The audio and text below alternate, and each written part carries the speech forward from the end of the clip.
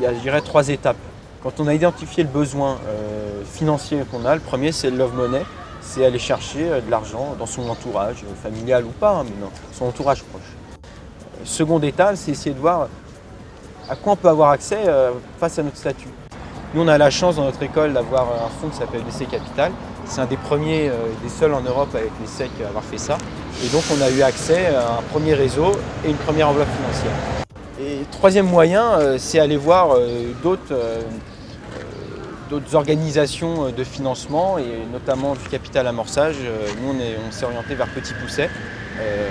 À l'origine, c'est un concours et qui finance des étudiants créateurs ou des jeunes professionnels. Et les étapes en fait, de développement financier de l'HAV Aviation étaient simples. On a commencé par nous-mêmes financièrement à travers des prêts bancaires pour valider le concept et on prenait les risques de départ nous-mêmes. Ensuite, donc on a fait appel à des investisseurs institutionnels qui sont un peu plus portés sur de l'aide au développement national et régional aussi. Et puis donc ensuite, on est parti sur plus des business angels, des actionnaires privés qui apportaient aussi des compétences. L'avantage de mon entreprise, c'est qu'il n'y avait pas besoin de beaucoup de fonds, puisque je fonctionne à zéro stock. Donc mes fonds sont venus de gains, de victoires à des concours de création d'entreprise. Alors essentiellement en fonds propres, à savoir que le début de l'activité de la société a réussi à répondre aux besoins de développement. Après, intervention de Petit Poussé qui est rentré dans le capital de Photo Finish. Et après, recours à un emprunt bancaire pour un montant relativement limité.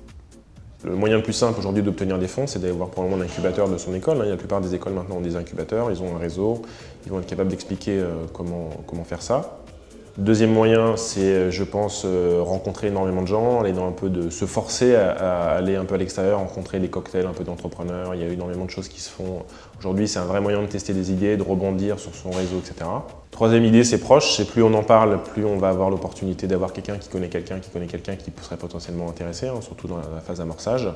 Quatrième point, c'est d'aller voir des fonds d'investissement. Si on a un bon dossier et qu'aujourd'hui il y a de plus en plus de fonds qui se lancent dans l'amorçage en France, et donc si on a envie de faire ça, c'est un bon moyen de trouver des fonds. Et le cinquième point, petitpoussé.fr, un moyen de trouver des fonds, un bon concours entrepreneur avec des gens sympathiques qui aident les étudiants. Et ça reste un excellent moyen aussi de devenir visible et de trouver des fonds.